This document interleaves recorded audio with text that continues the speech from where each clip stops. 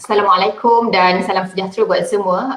Alhamdulillah, hari ini kita bersama-sama sekali lagi dalam sesi FB Live bersama saya Dr. Nurul Yakin Muhammad Isa, pakar perunding perubatan dan paru-paru daripada Sunway Medical Center Velocity. Jadi hari ini kita akan bersama-sama dengan Dr. Kumastura, pakar anatomi, di mana Dr. Kumastura akan membawa kita melawat muzium anatomi manusia untuk kita kenali dengan lebih mendalam bagaimana struktur pernafasan kita, bagaimana keadaan paru-paru kita, apakah salur darah yang terlibat, apakah saraf yang terlibat yang membolehkan kita bernafas dengan baik, yang membolehkan kita menukar oksigen dan karbon dioksida dengan pantas, dengan baik. Jadi tanpa membuang masa, saya ingin mempersilakan Dr. Kumastura, pakar anatomi daripada Universiti Sains Malaysia. Assalamualaikum Dr. Kumastura. Waalaikumsalam. Okey, Alhamdulillah terima kasih Dr. Kumastura kerana sudi meluangkan masa dan juga ilmu untuk berkongsi dengan para netizen pada hari ini untuk kita kongsikan struktur anatomi pernafasan manusia. Nampaknya Dr. Kumastura dah ada dekat muzium tu ya Dr. Kumas? Ya, saya dah ada di Muzium Anatomi Fakulti Perubatan SIM. Okey, kejap. Sebelum tu Mas, mungkin kita boleh dapatkan komen netizen dulu. Clear tak suara kami? Clear ke netizen? Okey, kalau clear rasanya kita boleh teruskanlah. Okey, saya serahkan kepada Dr. Mastura untuk teruskan penjelasan mengenai struktur anatomi sistem pernafasan kita. Dipersilakan. Okay. Assalamualaikum. Good afternoon. Okay.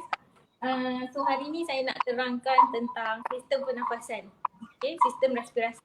So ini adalah contoh separuh torso badan. Model ni, plastik model.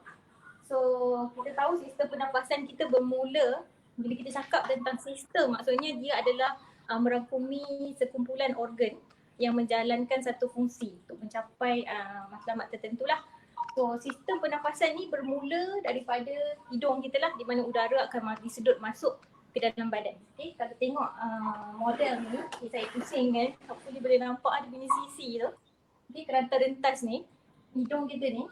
Okay. And ini agak di belakang hidung ni adalah saluran ini nasal cavity, and then bila turun bawah lagi tapi agak terhalang di sini lah, ada saluran nasopharynx di belakang hidung, and then di bawah ni, ini pun dah struktur pun dah banyak kita akan ada larynx ni, peti suara. Okey, di bawah peti suara ni kita punya salur pernafasan yang besar, itu trachea di bawah ni, ataupun kita punya kalau ini panggil windpipe. So di sini yang color biru di sini adalah, nampak sikit ini adalah trachea, di mana udara akan masuk, dan trachea ini bila sampai ke ruang dada kita panggil thoracic cavity. So trachea ini akan bercabang dulu so saya keluarkan organ yang dalam ni, jantung dan paru-paru. Nampak tak dekat sini? Nampak color biru, light blue ni, di mana kita trachea ini bercabang kepada dua bronchus, main bronchus, primary bronchus kita panggil, pergi ke setiap paru-paru. So kita ada sepasang paru-paru kiri dan kanan. Okay, ini adalah paru-paru kiri. Okay, sini paru-paru kiri kita ni, sini, dan ini adalah paru-paru kanan.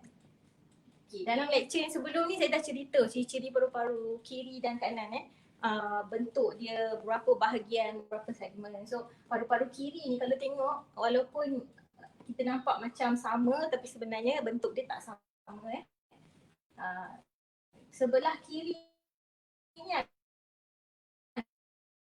agak panjang.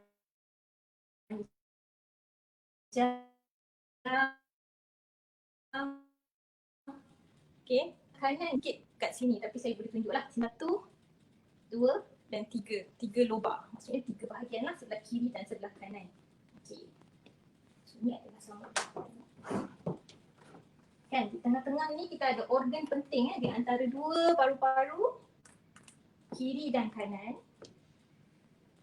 Okey, saya letak balik paru-paru kiri dan kanan kita ni, dan tengah-tengah ni organ yang penting di antara dua paru-paru ini adalah jantung. Okey, jantung kita.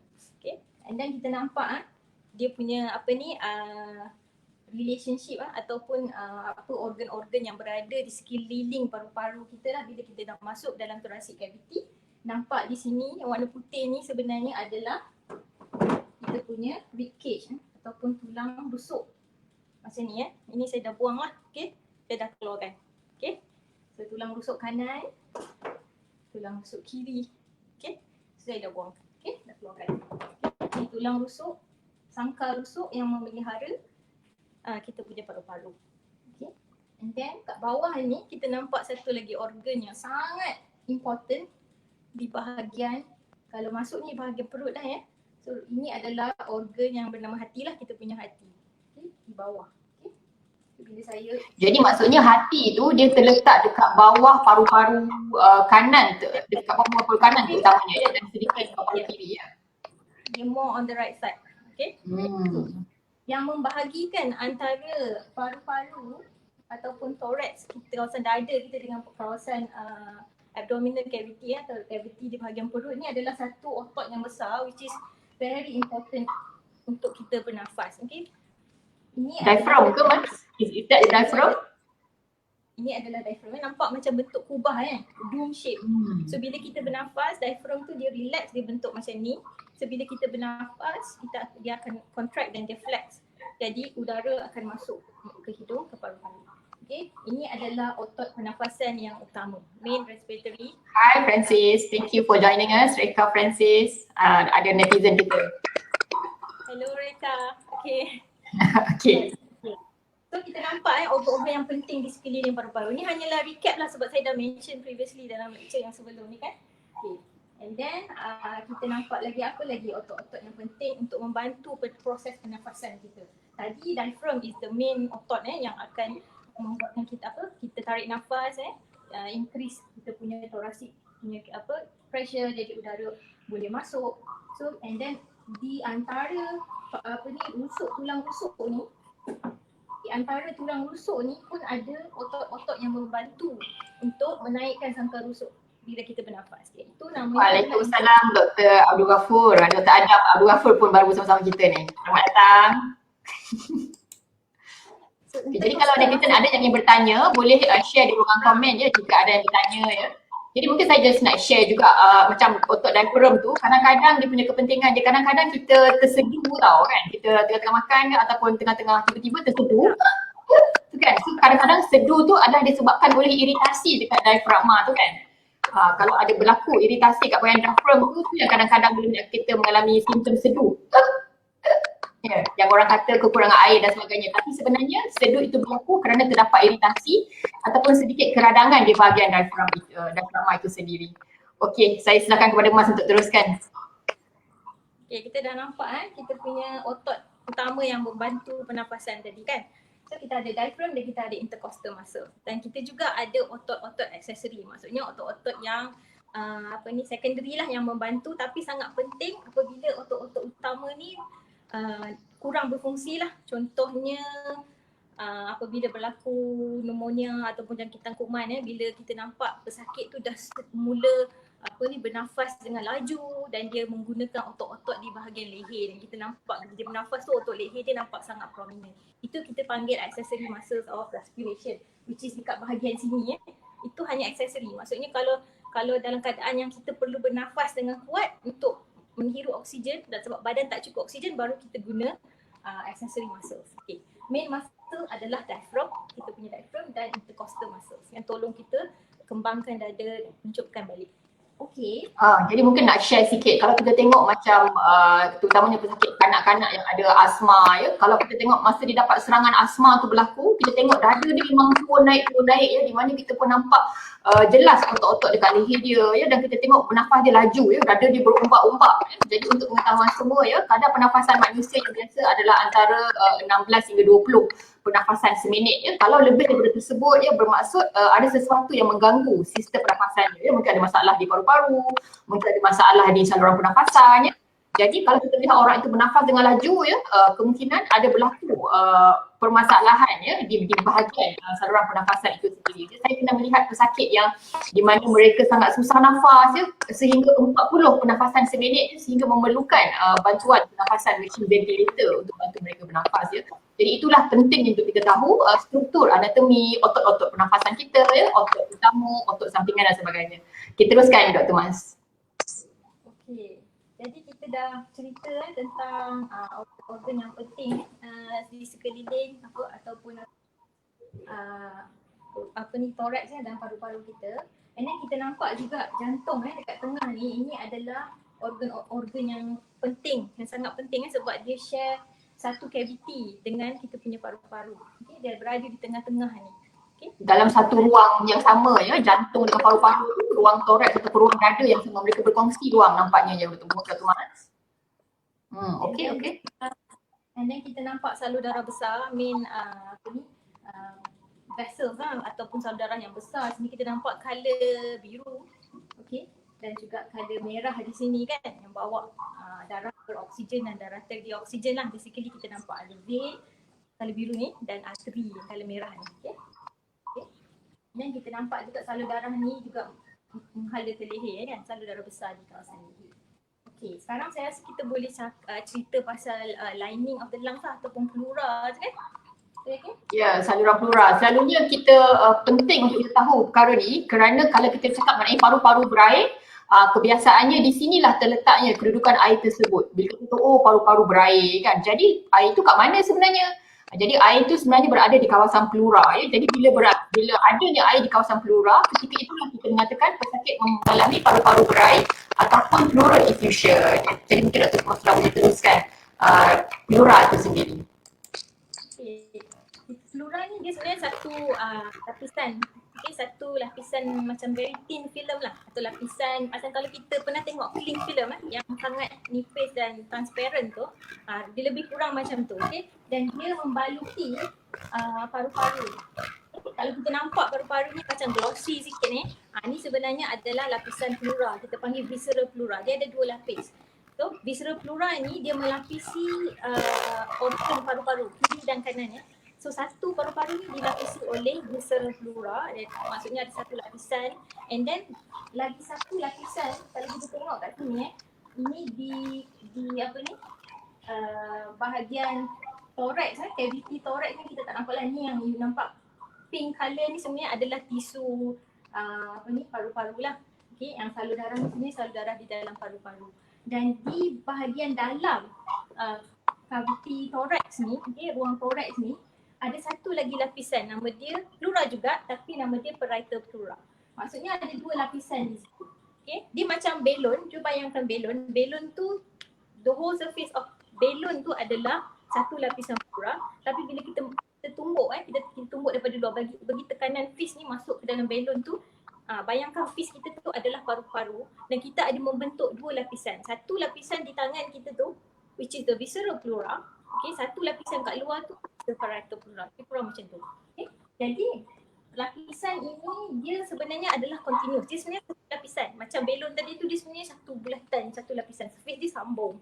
Tapi bila kita bagi tekanan dengan fis kita ni, bayangkan fis kita ni adalah paru-paru, dia akan masuk dan membentuk dua lapisan. So lapisan yang melapisi tangan saya ataupun paru ini adalah visceral pleura, dan lapisan yang kat luar tu which is lapisan yang meliputi wall dia ni ataupun kita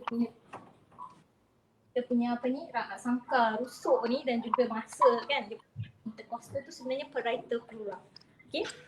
So, jadi maksudnya ada dua jenis pleura, visceral pleura dengan parietal pleura. Visceral pleura tu adalah pleura yang mengenai paru-paru tu, terkena paru-paru tu. Parietal pleura tu adalah saluran yang terkena bahagian rusuk tu ya. Okay. Lapisan ada komen daripada Encik Muhammad Akwal kata suara Dr. Mas problem. Netizen yang lain ada dengar problem ke dari segi suara Dr. Mas?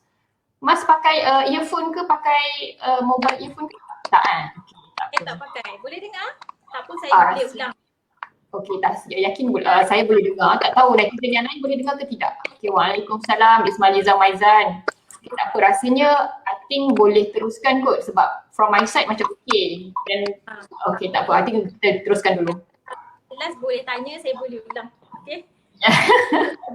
Dua lapisan pleura, maksudnya yang balut kita punya paru-paru ni kalau tengok kan dia shiny tau. Okey, dia melekat ni, nampak dia sebenarnya ada satu lapisan nipis, nama dia visceral pleura. Okey. And then sebelah dalam ni pun yang melapisi ruang dalam thoracic cavity ni pun adalah satu lagi lapisan, nama dia parietal pleura. Okey, nampaknya suara dah okey kot Mas. Alhamdulillah, daripada Encik Edi Hafiz ni dia kata suara okey. Jadi I think should be okey, kita teruskan. Okey. So di antara dua lapisan ni dia ada space. Okay, dia ada ruang. Ruang sangat yang sangat nipis ruang tu dia ada sedikit cecair. Sedikit cecair, okay, di antara dua lapisan pleura ni. Sebab kalau kita fikir tengok macam mana kita bernafas kan, paru-paru kita mengembang, mengecup. Jadi paru-paru kita ni sangat soft. Dia sangat lembut. Okay, dia spongy, dia macam sponge, dia sangat lembut. Jadi bila bernafas, kita bernafas paru-paru mengembang, dia akan terkena dengan sangkar rusuk. Dan kita tahu rusuk kita ni tulang very hard kan, bones. Okay, jadi dia boleh ada tendensi untuk friction sebab geseran sebab kita duk bernafas berapa nafas 1 minit. Okay, jadi to reduce the friction, okay, dan juga cushioning. So dia sebenarnya itulah fungsi sedikit fluid di antara pleura tu itu ya. Mungkin nak share jugalah, kadang-kadang kan bila pesakit terlibat dengan kemalangan jalan raya di mana bila tulang rusuk mereka retak ataupun patah sebab terhimpit dengan steering tu kan. Jadi keadaan ini boleh menyebabkan pneumothorax ataupun udara termasuk ke dalam paru-paru ya. Jadi ketika ini berlaku, udara itu menyebabkan paru-paru punya saiz kecil atau menguncup dan dipenuhi oleh udara di bahagian ruang paru-paru itu.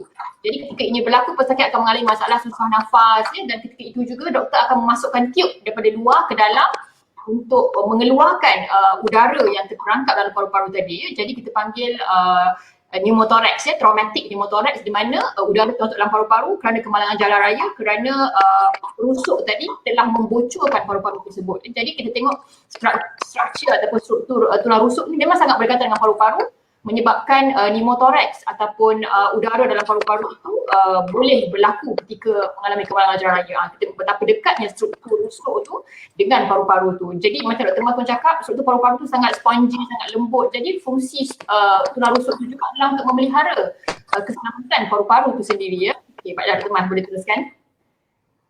Okey, itu pasal pleura lah. Okey.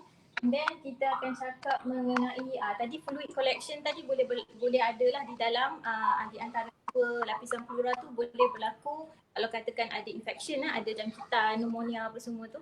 Jadi air boleh berkumpul di situ. Bukan setakat air ataupun cecair bukan setakat cecair, boleh juga berkumpul di situ darah, hemothorax kita panggil. Berada di dalam situ. Kalau ada trauma, darah pun boleh berkumpul di situ ya. And then kita cakap pasal pleura. Jadi selain daripada tu Mas, mungkin juga nak share ya, kadang-kadang pesakit yang ada masalah paru-paru bernanah ataupun jangkitan pada paru-paru ya, mereka juga boleh ada nanah berkumpul di bahagian pleura tu juga ya. Kita panggil payo, pneumo, kita panggil payo lapas tu adalah payo ya. Jadi selain daripada darah, kita boleh juga ada nanah terkumpul di situ dan boleh juga ada udara ya. Jadi banyak benda boleh terkumpul dekat bahagian pleura tu ya. Udara, nanah, air. Jadi bila kita cakap mengenai paru-paru berair, banyak puncanya, antaranya jangkitan kuman ya, pneumonia ataupun masalah lemah jantung ya, heart failure, ataupun masalah fungsi hati terjejas ataupun hepatic hydrothorax ya, ataupun masalah buah pinggang ya. Jadi banyak masalah organ-organ lain boleh menyebabkan berlakunya paru-paru berair ataupun air terkumpul di bahagian pleura itu sendiri. Okey, silakan Mas. So, tadi kita Dr. Yakin ada cerita air tu. Jadi kita nak, netizen mungkin tanya kan, air tu berkumpul kat mana kan. Jadi kat sini kita nampak di bahagian sini ni, okay, dia ada recess ataupun dia ada ruang terlebih maksudnya tadi paru-paru kita ni, okay, ada visceral pleura. Maksudnya dia ada satu lapisan yang melapisi paru-paru, organ paru-paru, lepas tu dia akan melapisi dalam ni.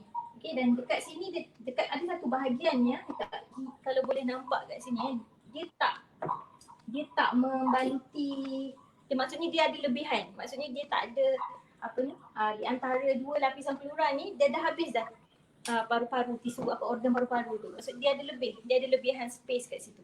So kita panggil recess. Okay, tak tahu lah boleh nampak ke tak kat sini postdiaphragmatic recess. Dekat bahagian recess ni sebenarnya fluid ataupun cecair ke darah ke ataupun nanah boleh berkumpul di sini lah. Okay, ataupun dekat bahagian sini. Dia ada recess. Maksudnya dia ada kantung-kantung yang terlebih tu. Jadi dia akan berkumpul di situ. Lagipun sebab kalau kedudukannya gravity so dia akan berkumpul di bahagian bawah lah. So ini sebenarnya tempat yang selalunya fluid berkumpul. Kalau kita tengok dalam x-ray selalunya kita nampak satu shadow warna putih tu selalunya dia berkumpul di sini lah. Dia bergantung kepada berapa banyak volume air yang terkumpul lah. So dia akan start berkumpul di bawah ni, nanti kalau banyak sangat dia akan naik naik. Kita akan nampak fluid level dekat x-ray tu, putih je kan. So dekat sini dia akan start berkumpul lah, kiri dan kanan sini. Biasanya kita akan mula nampak adanya air dalam paru-paru tu. Biasanya kalau air dalam paru-paru tu sudah pun melebihi 200 ml. Kalau dah ada 200 ml air dalam paru-paru, ketika itulah kita nampak dalam x-ray tu menunjukkan adanya tanda-tanda paru-paru berair ataupun pleural effusion. Kita panggil blunting of costophenic angle. Okay, ada soalan daripada ID Hafiz ya Mas. Dia kata kalau ditebuk, di mana doktor untuk keluarkan air tu? Okay, kalau kita nak buat chest tube insertion ataupun pleural tap, bila kita nak tebuk keluarkan air tu, apakah landmark ataupun tempat yang kita perlu pastikan tu Mas? Safety angle dia ada safety angle dia. Kalau kat sini, kat sini dia tak nampak sangat dia punya fold gitu. Di bahagian bawah ketiak maksudnya kalau kita nak buat tu daripada sisi patient tu lah, pesakit tu lah. Okay, di bahagian bawah ketiak ni dia ada satu landmark kalau kita nampak kita punya di bahagian ketiak kita ni, kita akan rasa satu isi kat bahagian depan ni kan. Itu ada satu muscle, itu pectoralis major muscle, itu landmark satu muscle. Dekat belakang ni pula ada posterior axillary fold, maksudnya ada lagi satu fold dekat bahagian ketiak, itu pun satu landmark. Dan kalau kita kira tulang rusuk kita ni, dia ada space. Maksudnya kita kira berapa space dia. Okay. 1, 2, 3, 4, 5. Selalunya dekat 5th. Dekat 5. Okay. So landmark tu lebih kurang kat sini lah saya tunjuk dekat bawah ni. Betul-betul kat sini landmark dia. Okay. So maksudnya dia lebih kurang dekat bahagian bawah ketiak, dekat bahagian rusuk nombor 5 lebih kurangnya ya. Jadi kita memang bukan tebuk sesuka hati, kita ada landmark ataupun kita ada struktur yang boleh guide ataupun tunjuk kita dekat mana kita masukkan tube tu. Dan bergantung juga, kalau air tu kat belah kanan, kita akan masukkan kat sebelah kanan. Kalau air tu kat belah kiri, kita akan masukkan di bahagian belah kiri. Cumanya mungkin ada risiko jugalah kan bila kita masukkan tube di sebelah kanan tu, sebab di belah kanan tu juga ada hati, organ hati. Jadi antara komplikasi yang boleh berlaku ialah berlakunya kecederaan dekat bahagian hati tu ketika kita masukkan tube tu kerana bila kita masukkan tube tu, ketika itulah ada risiko takut kalau tube yang termasuk tu dia boleh mencederakan struktur organ yang berdekatan contohnya seperti hati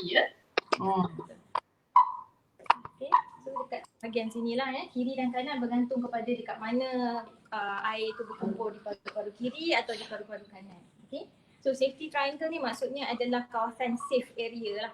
Okay, landmark yang doktor boleh gunakan untuk mengelakkan struktur penting daripada mengalami kecederaan semasa prosedur. Okay.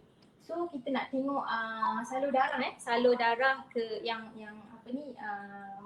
supply kita punya paru-paru.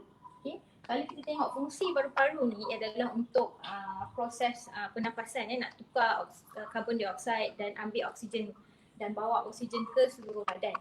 So kalau kita tengok dekat tengah ni adalah jantung. Dan salur darah yang berwarna biru ni adalah salur darah yang membawa darah terdioksigen, maksudnya darah yang kurang oksigen, kalau biru, ke jantung. Okay. And then daripada jantung ni, boleh nampak kita saya akan buka dia. Okay, dia akan bawa darah masuk ke bahagian ruang jantung sini, atrium, dan right bahagian kanan and then right ventricle, and then dia akan keluar daripada jantung dan dia akan masuk ke paru-paru. Okay, yang ini kita nama pulmonary artery. Kita panggil pulmonary artery. Walaupun namanya artery, selalunya artery ni dia bawa darah beroksigen kan, tapi dia terbalik kondisi dengan paru-paru ni sebab artery bawa masuk. Okay, dia masuk ke paru-paru tapi darah yang dibawa adalah darah yang kurang oksigen. Sebab darah daripada seluruh badan kita ni kita dah guna oksigen tu, jadi yang kurang oksigen tu dia nak kena top up lah oksigen dia. Okay? So dia akan bawa darah yang kurang oksigen tu ke paru-paru supaya bila sampai ke paru-paru boleh tukarkan, boleh berlaku pertukaran gas dan ambil oksigen dan pulang balik ke seluruh badan. So bila dah masuk paru-paru, pulmonary artery, kita nampak warna hijau, warna biru ni dia dah masuk. Okay. And then dia akan berlaku pertukaran oksigen ya dekat alveolus. Saya dah cerita kantung udara, alveolus di mana berlaku pertukaran gas di situ. Okay. And then oksigen diambil, okay, masuk balik ke saluran dan dia akan masuk ke daripada paru-paru ke jantung semula. Sebab jantung ni fungsi dia adalah untuk pump darah. Okay. So, bila kita dah dapat oksigen, kita nak hantar ke seluruh badan macam mana? Kita akan hantar balik ke jantung sebab jantung akan pump dan hantar balik ke seluruh badan. Okay. So darah yang beroksigen tadi, yang penuh dengan oksigen tu masuk ke jantung semula melalui pulmonary veins. Okay. Masuk balik ke jantung dan dia akan keluar melalui aorta. Aorta tu adalah salur darah yang merah yang besar di sini. Okay. Dan kalau kita nampak kat sini ada dua salur darah yang menghala ke leher. Okay. Dan ada lagi salur darah yang menghala ke leher ni dia supply bahagian atas lah, maksudnya bahagian leher, bahagian apa ni, bahagian kepala. Tapi ada juga salur darah yang keluar daripada jantung ni yang membawa darah ke seluruh badan, tangan, bahagian perut, bahagian kaki. Which is bila dia dah turun ke bawah ni kita tak nampak lah structure tu. Macam ni, merah ni, ini adalah sebahagian daripada aorta, kita panggil descending aorta. So ini dia akan terus pergi ke bahagian perut, okay, and then dia akan supply lah sampai seluruh badan. Okay, Mas ada soalan daripada Dr. Adam Abdul Ghafur ni, dia tanya tentang pleurodesis ya, ataupun di mana kita meletakkan serbuk yang boleh melekatkan antara dua pleura.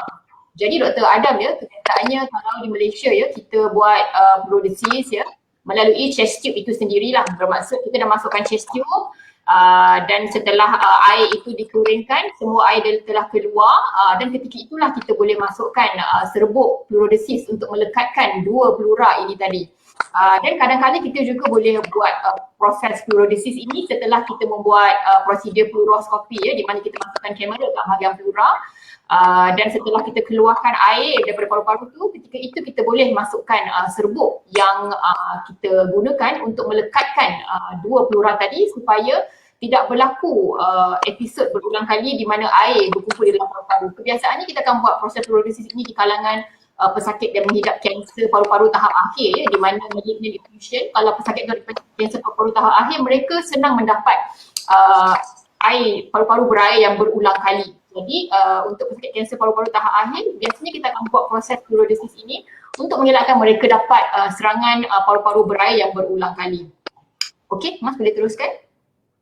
Okey, saya rasa salur darah semua dah faham ya, salur darah paru-paru. Okey, macam mana pula dengan saraf? Okay, saraf yang supply paru-paru kita ni, pleura Jadi kita pleura, tidak ada dua lapisan pleura.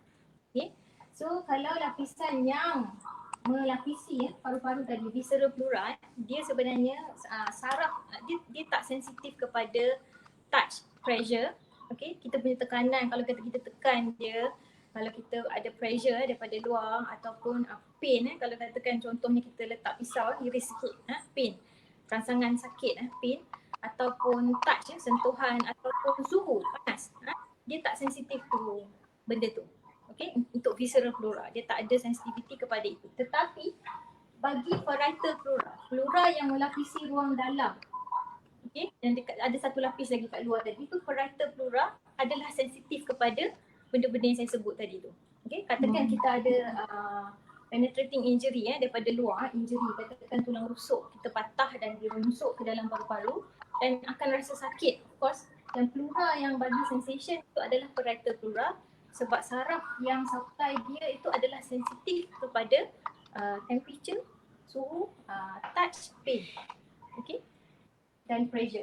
Okay. Jadi sebab tu kalau kita nak masukkan chest tube tu, kita kena bagi ubat injection, ubat pelali dulu ya. Kadang-kadang kita bagi ubat tidur juga sedikit ya, untuk mengurangkan kesakitan ketika kita menebuk tube tu masuk dalam paru-paru, kerana memang di bahagian parietal pleura itulah kawasan kita masukkan tube kalau pesakit ada masalah pneumotoraks ataupun paru-paru berair. So itu adalah saraf yang apa ni secara simplified lah, secara generalnya lah And then saraf apa tadi Dr. Yakin ada mention pasal pleuritis ataupun radang yang berlaku pada lapisan pleura pleuritic chest pain. Kadang-kadang bila kita bernafas kita akan rasa sakit. Pain with inspiration or pain with respiration. Angkat nafas. Terutamanya pesakit pneumonia ya, yang ada masalah jangkitan kuman kat paru-paru ya, ataupun kadang-kadang pulmonary embolism ni, mereka boleh ada pleuritic chest pain. Bila bernafas je sakit dada, atau bila batuk je sakit dada. Mungkin boleh ceritakan lebih detail. Sebenarnya adalah berlaku iritasi pada parietal pleura. Maksudnya pada pleura lapisan yang sensitif kepada pain, temperature atau touch tadi, pressure tadilah. Okay, visceral pleura yang dekat paru-paru ni dia tak ada sensation tu. Okay. I see. Dan juga saraf yang supply kita punya salur pernafasan, dia ada saraf yang kita panggil simpatetik atau parasimpatetik kalau pernah dengar lah ya. Itu katakan kalau kita dalam keadaan emergency kita nak berlari, kita kena kejar anjing contohnya lah kan. Jadi kita rasa sangat nervous Jadi saraf simpatetik ini akan menyebabkan berlaku dilatasi kepada salur pernafasan kita. Kita kena inhale more air, gasping lagi. Jadi dia lagi buka salur pernafasan kita. Okay. Jadi semua tu dikawal oleh saraf simpatetik dan parasimpatetik ya. Baiklah Mas, nampaknya kita dah di penghujung sesi. Mungkin kata-kata terakhir daripada Mas. Ya mungkin ada para netizen yang agak bersedih kerana ini merupakan sesi terakhir Dr. Mas bersama kita, tapi insya-Allah kita akan jemput lagi Dr. Mas dari semasa ke semasa ya. Sekiranya ada isu-isu yang memerlukan kepakaran tentang anatomi manusia. Mungkin Dr. Mas ada kata-kata pesanan buat netizen. Okey, saya nak ucapkan terima kasih sebab mengikuti daripada awal kelas, maksudnya kita punya sesi ni. Dan saya harap boleh dah sampaikan apa ilmu anatomi ni, apa yang penting kepada anda untuk tahu.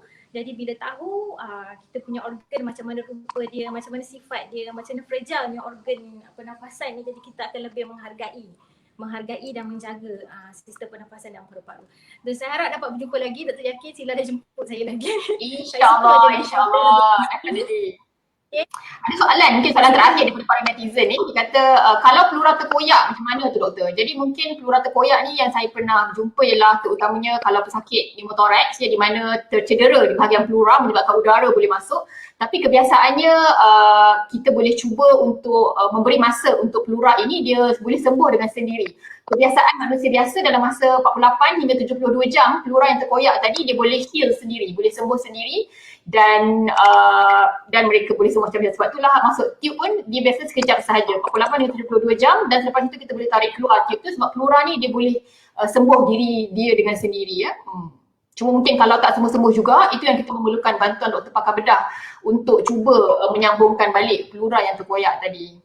Okey, baiklah, terima kasih ya Dr. Mas kerana sudi meluangkan masa, tenaga dan kepakaran ya berkongsi kepada kita semua supaya kita lebih memahami tentang struktur pernafasan kita, paru-paru ya, bronchus, bronchioles, alveoli, salur nafas, sistem salur darah kita di paru-paru. Jadi harapan saya ialah bila kita lebih memahami tentang struktur pernafasan kita, paru-paru kita akan lebih menghargai ya paru-paru kita ya. Okay, baiklah, terima kasih kepada semua. Assalamualaikum warahmatullahi wabarakatuh.